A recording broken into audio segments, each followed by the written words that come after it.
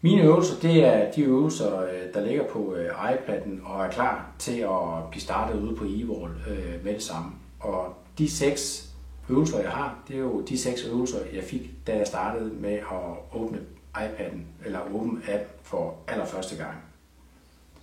Man kan se, at hver øvelse er repræsenteret af en ikon for faget, det repræsenterer. Således kan man se, at der er geografi, matematik, dansk, fysik, kemi og natur og biologi. Samtidig er der en overskrift til selve øvelsen. Det kunne være istider i Danmark, det kan være addition, subtraktion. Øvelsens overskrift skulle selvfølgelig gerne fortælle noget om, hvad er det for en øvelse, der ligger der i, og jeg kan samtidig også se, hvem det er, der har lagt den op. Sammensatte ord, det er for eksempel Claus, der har lagt den op. Når der trykkes på en af de 6 øvelser, der er herude, så kommer der så en side op, der ganske kort opsummerer selve øvelsen. Her har jeg trykket på sammensatte ord. Jeg kan se, at det er Claus. Jeg er så lærer, men jeg arbejder også for Player Live. Det er i faget dansk. Det er fra 4. til 7. klasse. Der er 12 spørgsmål. Den er så blevet hentet den 26. april, eller den er blevet uploadet den 26. april 2016 til selve øvelsesbanken. Og jeg kan så se her et eksempel på, hvordan et af spørgsmålene ser ud. Hvis jeg mener, at det er den, jeg gerne vil prøve at spille på, så kan jeg jo starte med at afprøve den på min iPad. Og her kan man se, at der er 2 muligheder, man kan vælge mellem øvelse og konkurrence. Jeg vil lige starte med at vise, hvordan man afprøver den som øvelse. Jeg vælger her, prøv på iPad, og det første spørgsmål kommer nu her. Spørgsmålet, det er enten en tekst, spørgsmålet kan også være et billede, eller det kan være en kombination af de 2, som man ser her. Der er politi, og så et billede af et politimærke. Det er nok en politibil, som sammensatte ord, jeg skal vælge her. Jeg trykker derfor på bil. Det var så den rigtige, den giver mig en stjerne. Æble, hule, æbletur, æblehus, æblestøvle. Det rigtige svar må være æblekage, og derfor trykker jeg på æblekage. Hvis jeg svarer forkert, her i det her tilfælde sneradio, så siger den forkert. Sneæble, snevej, snekande. I øvelsesmode vil den simpelthen blive ved, indtil man finder det rigtige svar, og det er selvfølgelig snebold. Herude til højre kan jeg også se, hvor langt jeg er nået. Jeg er ved spørgsmål 4 ud af 12 spørgsmål, og jeg vil lige prøve at svare på dem hurtigt.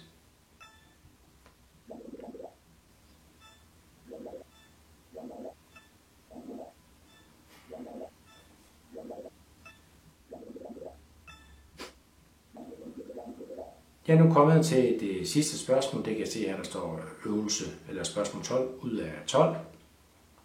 Og svaret er selvfølgelig en cykelslange her. Når jeg trykker på den, kommer den tilbage og giver mig en samlet bedøvelse, eller en samlet bedømmelse af øvelsen her, og jeg får så 3 stjerner ud af 3 stjerner. Jeg kan vælge at sige hjem, eller jeg kan vælge at sige spil igen.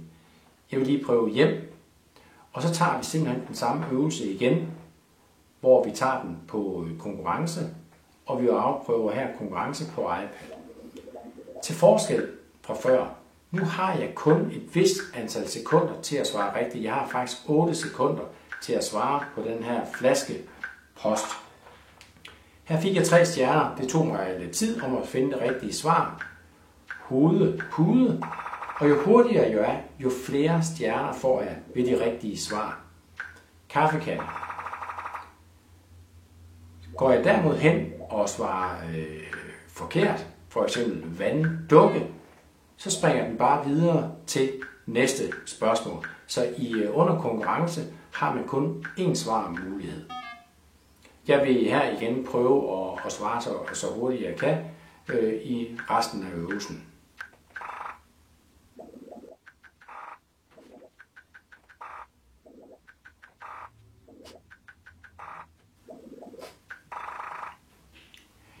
Jeg er nu kommet til det sidste spørgsmål, og jeg siger her, at det må være en cykelslange.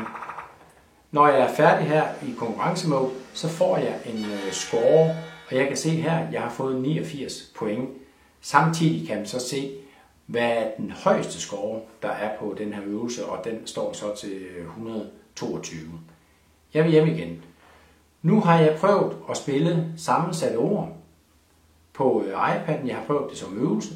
Jeg har prøvet det også som konkurrence. Hvis jeg lige prøver at tage konkurrence igen, så vil jeg så vise det her, hvordan man spiller det for eksempel med 3 hold. Jeg trykker på 3 hold, og vi siger afprøve på iPad. Det er de samme 12 spørgsmål, der kommer, men man kan se, at det er hold 1, der skal svare på den her hovedpude. Så kommer der med en klar og tydelig skrift. Nu er det hold 2. Telefonnummer.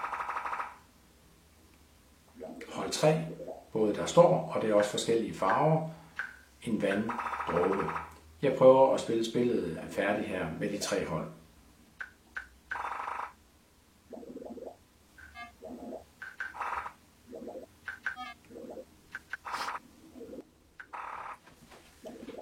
Nu er der 3 spørgsmål tilbage, det vil sige, at der er 1 spørgsmål per hold. Vi tager her en politibil, og jeg igen kan se spørgsmål 11 ud af 12, og jeg kan se, at det er hold 2, flaske post. Hold 3 må igen være en æblekage. Nu har jeg så svaret på samtlige spørgsmål, de 3 hold her, og der kommer en feedback på, hvordan har de klaret sig, og der bliver uddelt en bronze, en sølv og en guldmedalje. Og lige i det her tilfælde, der er det hold 3, der vinder med 138 point, og man kan også se, at det er en ny rekord, man har fået. Jeg trykker igen på hjem, og nu vil jeg simpelthen vise, hvordan man så spiller den ude på e-wallen. Så i stedet for at prøve på iPad, skulle jeg trykke på start, men man kan måske fornemme, at den er ikke fremhævet, det står sådan lidt svagt. Og det er fordi, jeg er på internettet, jeg er ikke bundet op til e-wallens lokale netværk. Det gør jeg igen ved at gå ud i indstillinger. Jeg finder selve e-wallen ved at gå ind under Wi-Fi. Og her kan jeg så se, at der står Play Live Net Demo. Det er e-wallens netværk. Den trykker jeg på, og så forbinder den dermed. Nu kan jeg se, at den er forbundet. Når jeg så går tilbage i selve appen, så kan jeg se, at lige pludselig så lyser læringspladsen, eller e-wallen, den lyser op. Det vil betyde, at nu er jeg forbundet til e-wallen, og jeg er klar til at spille. Vi tager den samme øvelse igen, og lige pludselig kan man så også se, at selve feltet, hvor der står start, den står mere kraftigt. Jeg trykker på den. Den går så ind og forbinder til selve væggen, og jeg er klar til første spørgsmål. Og på væggen kan jeg nu se de samme 5 farver, som jeg skal over og svare på. Og så i stedet for at svare her nu, så skal jeg simpelthen løbe over til væggen og trykke på det, jeg tror, der er det rigtige svar. Så det er jo selvfølgelig en politibil, og det er den gule satellit, som jeg løber over og trykker på.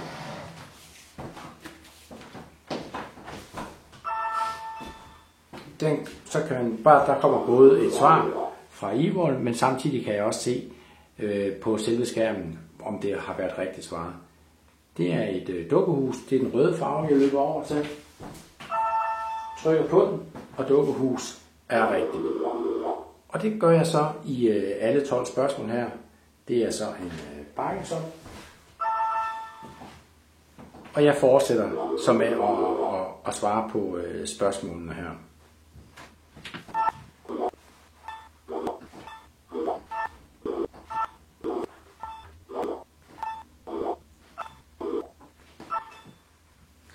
Når jeg er færdig, så kommer resultatet. Det kommer op på iPad'en, men der kommer samtidig også en fanfare over på e-wallen, der fortæller mig, hvordan jeg har klaret mig. Jeg kan trykke hjem igen, og jeg kan vælge så at tage den samme igen. Jeg kan vælge at sige konkurrence, og så kan jeg køre den igen. Over på e-wallen, der sker det samme, at de her felter bliver mindre og mindre. Og hvis jeg svarer forkert herover, Så går den videre til næste. Hvis jeg så svarer rigtigt her, kan jeg se, hvor mange stjerner jeg får. Så det er fuldstændig den samme måde at spille på, om man spiller på e-wallen, eller om det er på iPad'en. Men selvfølgelig på e-wallen, der kommer bevægelsen med. Der hentes øvelser ned fra øvelsesbanken til iPad'en ved at trykke på hent øvelser. Det går simpelthen op i skyen og ser, hvad ligger der for nogle øvelser oppe i banken. Lige nu ligger der over 100 øvelser, man kan se, det er forskellige ikoner, der ligger deroppe. Så det kan jo være lidt svært at finde den, man gerne vil hente ned og afprøve på e-wallen. Herover til venstre, der har vi nogle filtre, der kan hjælpe en lidt. Hvis jeg kun ønsker at se dansk øvelser, så kommer de, hvis jeg kun trykker på den. Hvis for eksempel det var matematik, så viser den alle matematikøvelserne. Jeg kan samtidig sige et klassetrin, jeg gerne vil have det på, så kommer der kun matematik, og hvad for nogle øvelser, der er relevante fra 0. til 3. klasse. Jeg kan også trykke heroppe på populær. Det vil sige, at det er de øvelser, der er blevet downloadet allerflest gange. Så kan jeg simpelthen trykke på den og se lige nu, at Rimor, den er blevet downloadet 94 gange alt i alt. Jeg kan også trykke noget her, hvis for eksempel det er en bestemt skole, man siger, så siger vi Mølholm skole.